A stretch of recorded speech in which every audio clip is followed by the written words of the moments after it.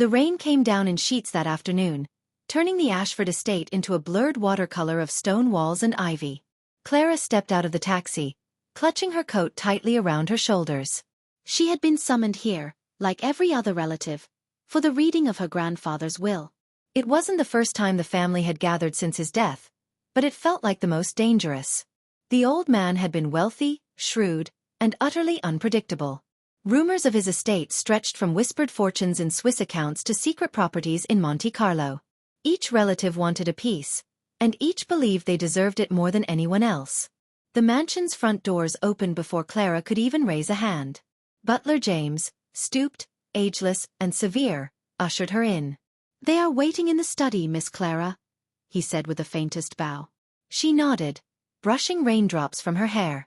The air inside smelled of polished wood and faint cigar smoke, as though her grandfather's presence still lingered in the halls. The study was already crowded.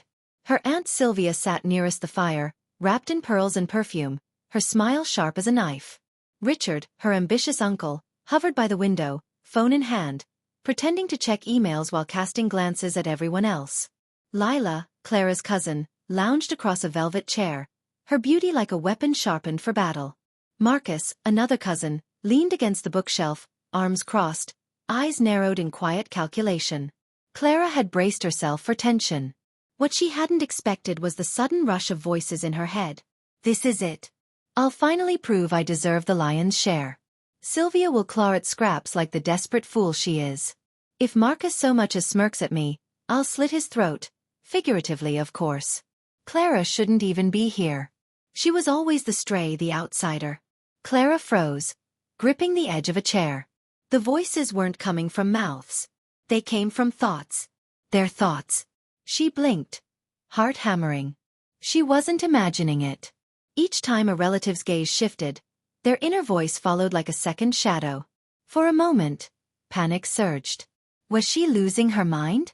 But no, the words matched the micro-expressions on their faces, the sharp edges in their smiles. They were real. She could hear the truth behind the masks. The study door closed behind her with a heavy click, and all eyes turned.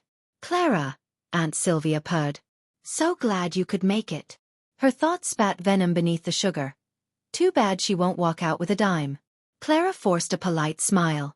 "Of course. Grandfather would want us all here." Grandfather. Even the word felt heavy. He had ruled the Ashfords like a king, distant but omnipotent, his wealth binding them together in fragile civility. And now, with him gone, those bonds were fraying fast. The lawyer entered at last, a tall, thin man in a black suit, carrying a leather case. His voice was grave as he set it on the table. "Thank you all for coming. We are here to read the last will and testament of Henry Ashford." The family shifted, each settling into their chosen masks. But Clara no longer needed to guess what they were feeling. She could hear it, the greed, the fear, the simmering rage. She lowered herself into a chair at the far end of the table. For the first time, she wasn't afraid of being invisible. She wasn't here to beg for scraps of recognition or inheritance. She was here to listen. And with her strange new gift, she realized she had something none of them could even imagine. An advantage. The rain rattled against the windows as the lawyer adjusted his glasses and pulled a crisp stack of papers from his case. The family leaned forward almost in unison, like wolves catching the scent of prey. Clara folded her hands in her lap, willing herself to appear calm, though her heart was pounding.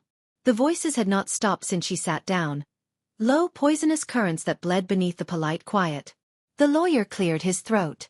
Henry Ashford, of sound mind and body, composed this document 1 year before his passing. In it, he outlines the division of his estate, assets, and holdings. Every head shifted subtly. Sylvia straightened, pearls catching the lamplight. Richard slipped his phone into his pocket at last. Lila tilted her chin, her smile sharpening. Marcus barely moved at all, though his thoughts throbbed steady and strong. "Get to the numbers. How much is mine? This fool lawyer had better not surprise me. Clara doesn't deserve a cent. Grandfather only tolerated her. Calm yourself. Wait. Strike when the time is right." Clara bit her tongue, forcing herself not to react. If they ever suspected she could hear them, they'd devour her alive. The lawyer continued. Mr. Ashford has directed certain specific bequests first. To Sylvia Ashford, he leaves his collection of rare jewelry and personal heirlooms.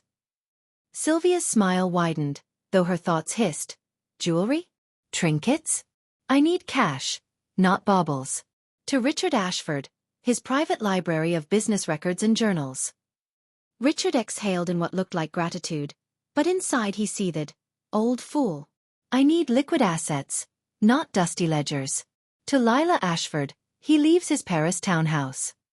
Lila's eyes gleamed. How thoughtful, she said sweetly. Her mind spat. Yes. Finally. And the antiques inside must be worth millions. Clara's stomach tightened. So far, the bequests were generous, but not enough to satisfy wolves who had been circling an empire. The lawyer shuffled his papers. To Marcus Ashford, Henry leaves full oversight of his charitable foundations and trusts. Marcus nodded once, accepting with stoic silence. But Clara caught the truth. Foundations? A leash disguised as generosity.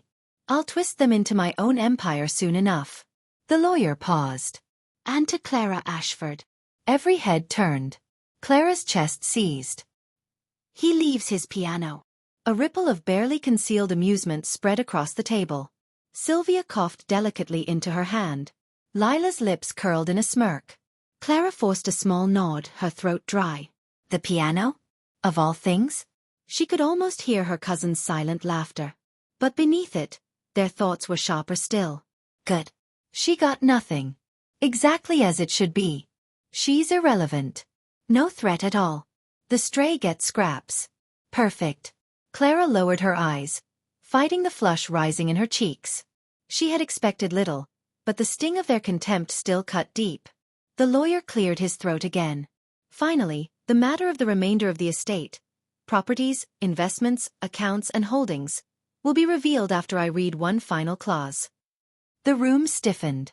Every smile froze. Every heartbeat seemed to thunder. The lawyer read slowly. Mr. Ashford writes, the remainder of my estate shall go to the heir I deem most deserving. To decide this, I have left conditions that must be met in the days following this reading.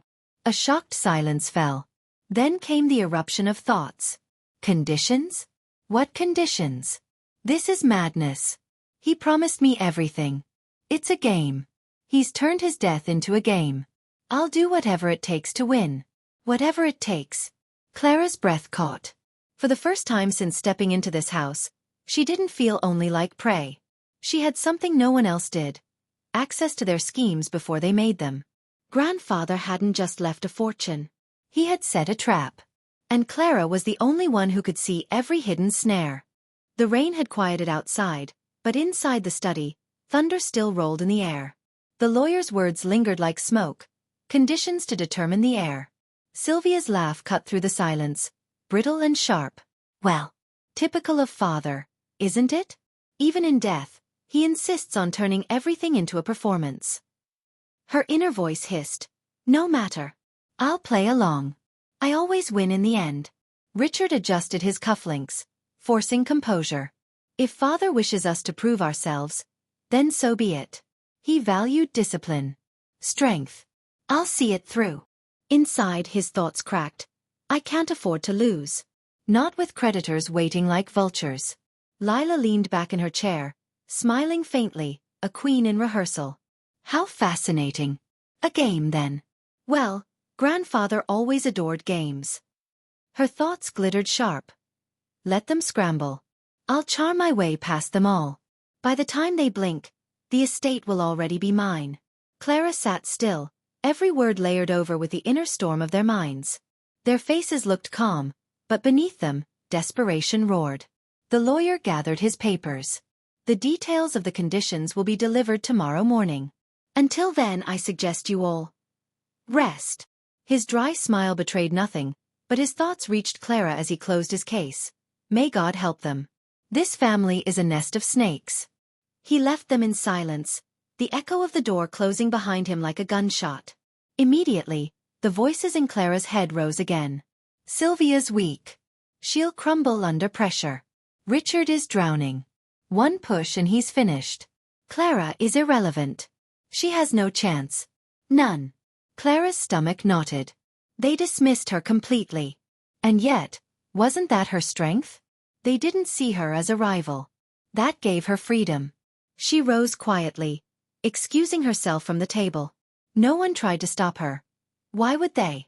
In their minds, she was no threat, just a poor granddaughter with nothing but a piano to her name. But as she crossed the hall, the voices followed. From Richard, "If I can expose Marcus's little embezzlement in the foundation accounts, he's out." From Sylvia, "I'll remind everyone about Lila's Paris scandal. She won't survive it." From Lila, "Richard's weakness is his temper. Push him hard enough, he'll destroy himself." Clara stopped at the foot of the staircase, trembling. They weren't just competitors. They were hunters, already sharpening their knives, already plotting betrayals. For a moment, the weight of it pressed down on her. How could she stand against them all? She had no money, no influence, no charm to wield like Lila's. But then, she remembered. She had something far more powerful. Knowledge. Every time they whispered venom in their minds, they handed her their weapons. Every thought, every scheme, every lie, they were all hers to use. She exhaled slowly and climbed the stairs. The walls of the old house seemed to hum with echoes of past Ashfords, men and women who had played their games of power in the same rooms. But Clara wasn't going to play their game. She was going to rewrite it. At the landing, she caught sight of Marcus in the shadows, watching her. He didn't speak. His face was unreadable. But his thoughts slipped through, quiet and deliberate. "She's smarter than they think. I'll need to keep an eye on her." Their eyes met briefly. Clara forced a smile, but her mind was racing. Marcus wasn't dismissing her. He had already marked her as a rival. That night, as she lay in her guest room listening to the rain, the whispers echoed in her head. Sylvia scheming. Richard panicking. Lila plotting. Marcus calculating. It was a chorus of greed, a storm of hunger. And Clara, wide awake, realized the truth. She was in the middle of a war. But unlike the others, she could hear every move before it was made. The morning arrived heavy with fog, the kind that smothered the grounds of the Ashford estate until the world looked like it was holding its breath. Clara dressed slowly, her nerves buzzing with anticipation. Today, the conditions would be revealed. Today, the game her grandfather designed would begin. When she descended to the dining hall, the family was already gathered. Silver coffee pots gleamed on the long oak table, pastries and fruit laid out untouched. No one had much appetite. The lawyer entered with his leather case, expression grim. He laid out a sealed envelope in the center of the table. The silence was thick enough to choke on. "Henry Ashford," he began, "did not merely wish to distribute wealth. He wished to ensure it passed to the one most capable. These are his words, not mine." He opened the envelope and read aloud. "To my children and grandchildren. Money has rotted our bloodline. You claw for it, deceive for it, and destroy each other in its shadow. So I leave you a challenge. In the coming days, you will be tested. Not in boardrooms or banks, but in truth. You will uncover family secrets long buried. Whoever reveals the truth without fear, and survives the fallout, shall inherit the Ashford estate." The lawyer looked up, his eyes flicking nervously across the room. "There are further instructions, but that is the essence." Gasps, scoffs, mutters. Sylvia's pearls clattered as she tightened her grip on them. "This is absurd," Richard snapped. "Father expects us to drag skeletons from closets? What kind of test is that?" "Skeletons I already know about." His thoughts seethed. "And ones no one must ever know." Lila's laughter rang like crystal. How deliciously cruel of him. Secrets are the currency of this family, after all. "And I have plenty of my own to spend," her thoughts whispered gleefully. Marcus remained still, hands folded neatly. His mind, however, was precise and deliberate. "He's forcing us to expose each other. He's setting the dogs loose in the same pit." Clever old man. Clara listened in silence, pulse racing. Secrets. That was the game. Her gift had already given her glimpses of the hidden rot in each of them. Now her grandfather was daring them to drag it all into the light. The lawyer continued, "Henry has left written records, letters, and instructions scattered across the estate and beyond. Each contains hints, confessions, and evidence. It is your task to find them." He hesitated before adding, And use them however you see fit. Sylvia's chair scraped harshly against the floor. So we are to blackmail each other for inheritance? Her thoughts burned. I'll find Lila's scandal letters first. Then we'll see who laughs. Richard leaned forward, his face pale. This is lunacy. But Clara caught the truth clawing inside his head. If anyone uncovers the affair, if they find proof, I'm finished. She shivered. What affair? With who? The lawyer packed his case. You may begin immediately. I will remain on the grounds to observe. When the final document is revealed, the heir shall be chosen. He left them to their silence, which quickly turned poisonous. Clara excused herself soon after, heading toward the library where her grandfather's journals had been kept. As she walked the shadowed corridors, voices whispered in her mind from behind closed doors. From Sylvia. Find the jewelry box. He hid things in it before. Letters. From Richard. Destroy the records before anyone else finds them. From Lila. Perhaps I should seduce Marcus. He's dangerous, but useful. From Marcus. Clara is the dark horse. The others are blind, but she sees. I must watch her closely. Clara stopped in her tracks, heart hammering. Marcus suspected something. He didn't dismiss her like the rest. She pushed open the library doors and stepped inside. Dust motes spun in the light from the tall windows. The air smelled of paper and ink. Her grandfather's presence stronger here than anywhere else. She approached the massive desk at the center. A leather-bound journal sat waiting, as though placed deliberately. She hesitated, then opened it. The first line made her blood run cold. To whoever reads this, the Ashfords are liars. I kept their secrets, but now they must pay. Begin with Richard. Look to Paris, 2010. Clara snapped the book shut, breath ragged. Paris. Richard. A scandal her grandfather wanted revealed. The game had begun. And Clara was holding the first weapon. Clara sat in the library long after the morning fog lifted, the journal heavy in her lap. The words still echoed in her head. Begin with Richard. Look to Paris, 2010. She tried to imagine her uncle, Richard, upright, ambitious, forever concerned with appearances, caught in something scandalous. An affair? Corruption? Paris was a broad clue, but enough to rattle him. And rattling him, she realized, might be her first real move. By the time she rejoined the others in the study, the atmosphere had shifted. The family had splintered into quiet corners. Sylvia perched near the fireplace, whispering furiously with her son. Marcus lingered near the shelves, and Lila lounged with feline ease, sipping coffee as though the situation amused her. Richard paced near the window, his agitation poorly masked. Clara chose her moment carefully. She stepped closer, lowering her voice so only he could hear. Uncle Richard. I came across something interesting in grandfather's notes. His head snapped toward her, eyes sharp. Notes. Clara let a pause stretch, then said softly, Paris, 2010. The color drained from his face. For a second, he forgot himself, muttering under his breath. Damn him. He kept it. She can't know. She can't. If she tells anyone, no. Control yourself. Control. Clara smiled gently, as if she hadn't heard the panic screaming through his mind. Grandfather was meticulous, wasn't he? I'm sure he kept all kinds of things.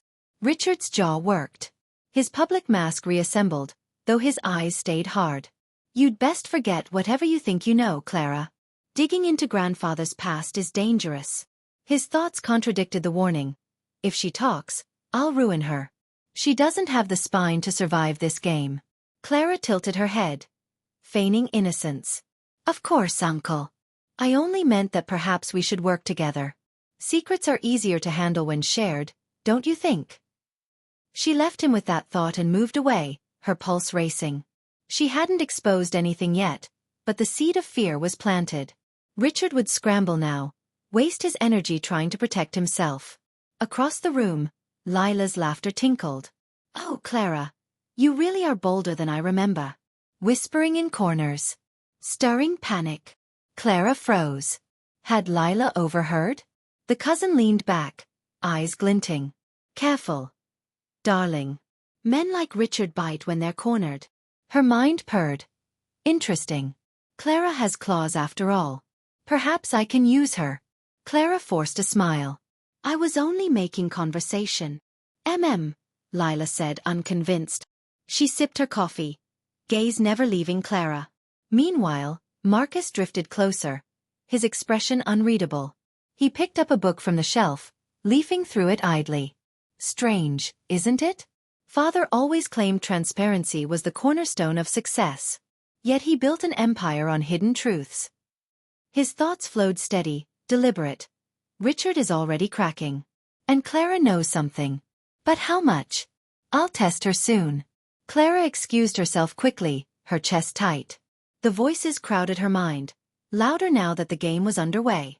Everyone was maneuvering, masking, plotting. And she, an outsider, the one they least expected, was already one step ahead. But she couldn't let herself get careless.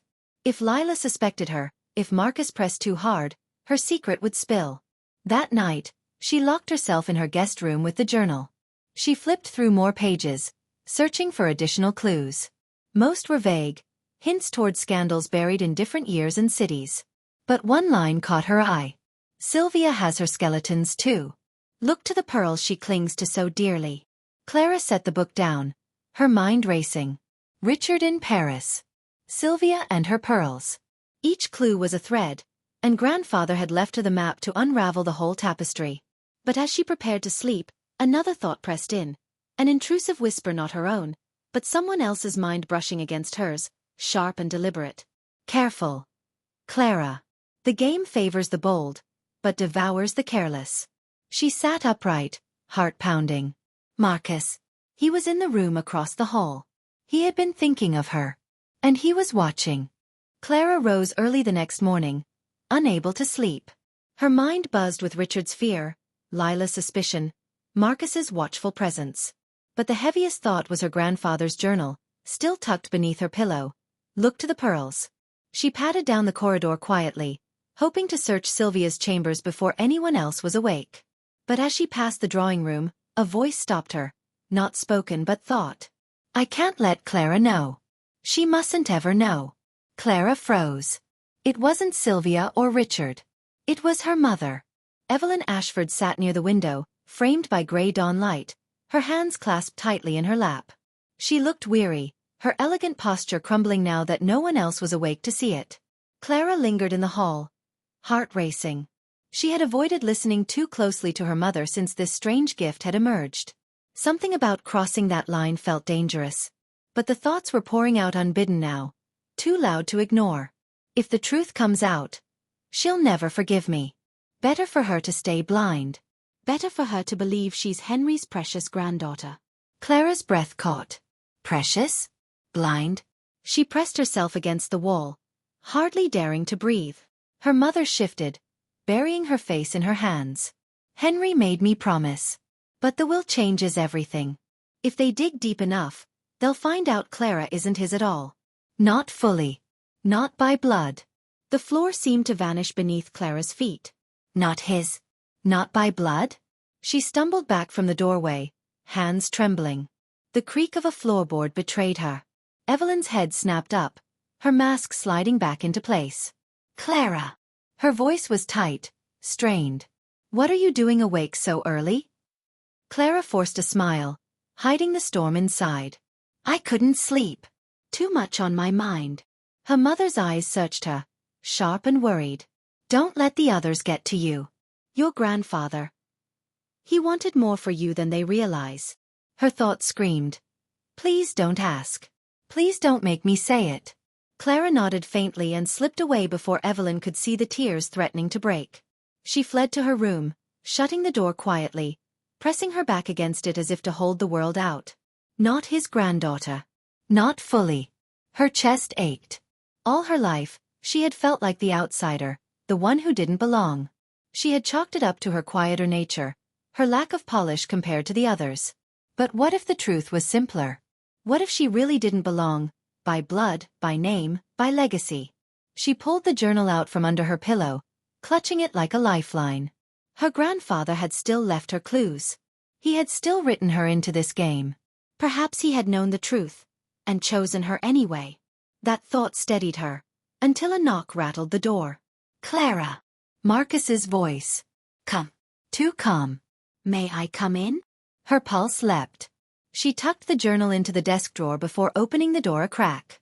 Marcus stood in the hall, hands behind his back. "I wanted to check on you," he said smoothly. "You looked pale last night." His thoughts slid into her head, sharp and cold. She's hiding something. I'll find out what. Clara forced a polite smile. "I'm fine. Just tired." Marcus studied her for a long moment, then inclined his head. "Get some rest, then. Today will be eventful." When he left, Clara closed the door and locked it. Her mother's secret had cracked her world open. But she couldn't afford to collapse. The game was sharpening, the traps closing in. And if her family ever learned she might not be Henry Ashford's true heir, they would devour her alive. By evening, the Ashford family was summoned again to the dining hall. The lawyer insisted on daily gatherings to monitor progress, though Clara suspected the true purpose was to force them into the same room, to let their masks crack under pressure. The long table glittered with crystal glasses and silverware, but the food sat untouched. The air hummed with tension, each family member wrapped in a brittle shell of civility. Clara sat near the end, her hands folded, listening. The voices had grown louder as the game escalated. "I'll expose Richard first. Paris will ruin him. Lila thinks she's clever, but she'll trip on her vanity. Sylvia's pearls hide more than she realizes.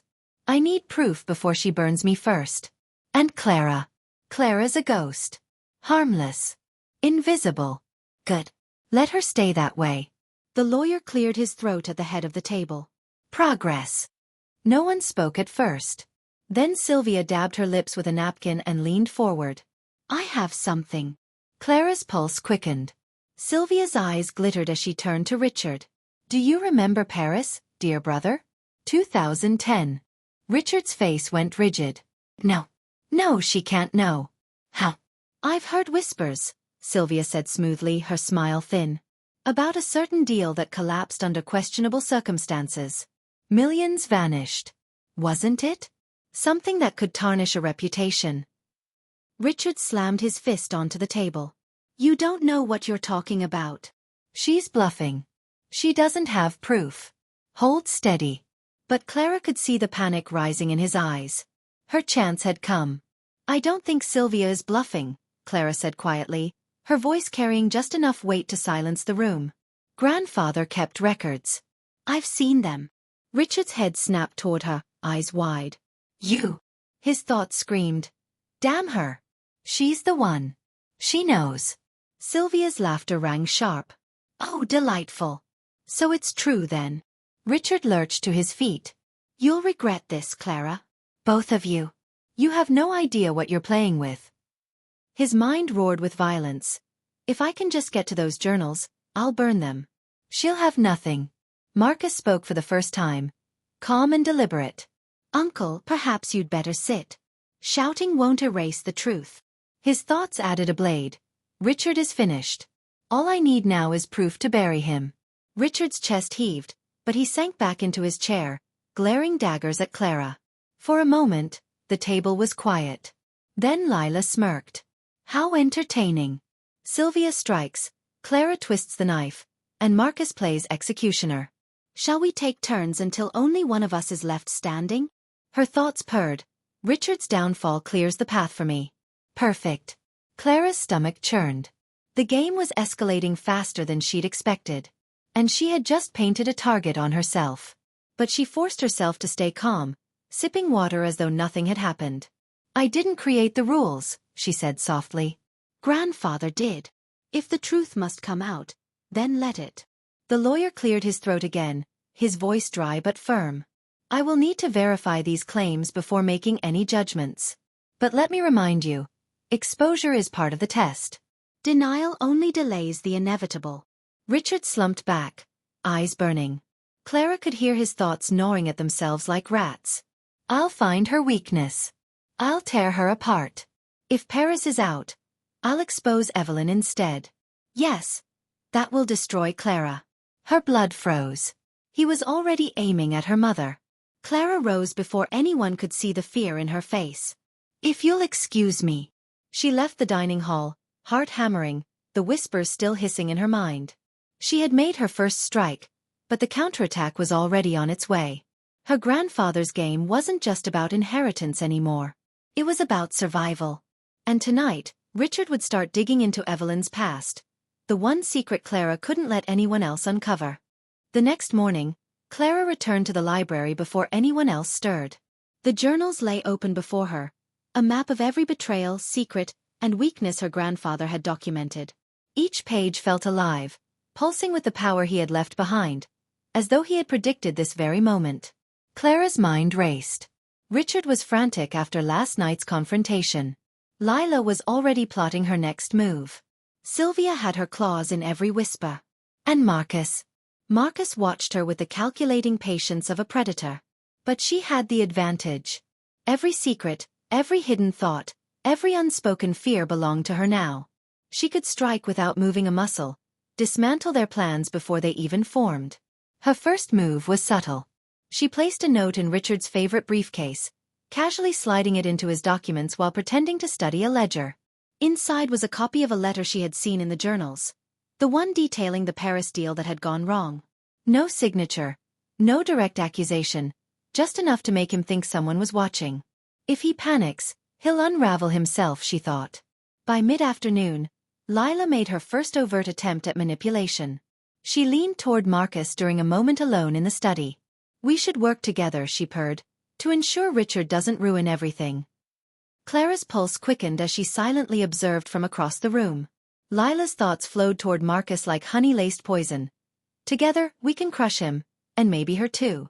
Marcus, though, had already suspected something. "She's using me to flush out the others. I'll play along, but not for long." Clara smiled inwardly. Perfect. Let them dance into her trap. Dinner came, and the tension was almost unbearable.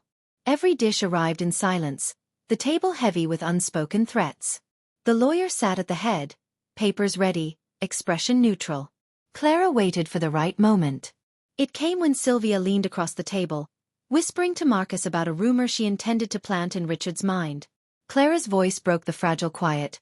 "Sylvia, do you really think Marcus would believe that? He's not so easily fooled." The effect was instantaneous. Sylvia's smile faltered. Marcus's eyes flicked toward Clara, alert but cautious. Lila's smirk wavered. Richard stiffened, sweat beading at his temples. Clara let the silence linger, then added softly, "Grandfather taught us all the danger of lies. I hope we haven't forgotten." The whispers erupted in their minds. "She knows. How could she? Expose her. Expose her now. No, too risky. Wait." The lawyer cleared his throat. "Has anyone found anything relevant to share?" The family froze. Each had secrets ready, each with a plan to exploit another. But Clara had disrupted the rhythm of their plotting. Sylvia faltered, Marcus hesitated, Lila's mind scrambled for leverage. And Richard. Richard's panic finally cracked his public composure. I may have something," he stammered. "But it's complicated. She's already read my letters. She knows." Clara leaned forward slightly, letting her calm demeanor do its work. "Perhaps the truth is simpler than you think, Uncle. Maybe all that's needed is honesty." The lawyer raised an eyebrow. "Honesty?" Clara nodded. "The kind grandfather wanted. The kind that survives beyond greed and schemes." Richard's fists clenched under the table. Lila's thoughts were frantic. "She's dismantling us, using our own fears. I won't lose to her." But Marcus, quiet as ever, observed the shift. Clara had forced the first domino to fall. The others were reacting, stumbling, exposing themselves without realizing it. By the end of the night, the lawyer had collected confessions, revealed letters, and documented the family's maneuvers. One by one, Clara's rivals had revealed their duplicity, either by panic or by overreach. And Clara? She had stayed calm. She had struck without exposing herself. Every secret she had uncovered had been a tool, every thought a weapon. When the lawyer finally spoke, his voice low but certain, the room held its breath. "Henry Ashford's conditions have been met. The heir he deemed most deserving is Clara Ashford." The table erupted in disbelief. Lila's gasp, Sylvia's shriek, Richard's stunned silence. Even Marcus's calculating gaze held a flicker of respect. Clara sat back, breathing slowly, letting the storm rage around her. The checkmate was complete. Grandfather had left her the map. She had followed it flawlessly. And the Ashford estate, with all its secrets and power, was finally hers. The morning after the checkmate, the Ashford estate felt different. The air was heavier, yet quieter, as if the house itself had exhaled. Clara stood at the large window of her grandfather's study, looking out over the sprawling gardens.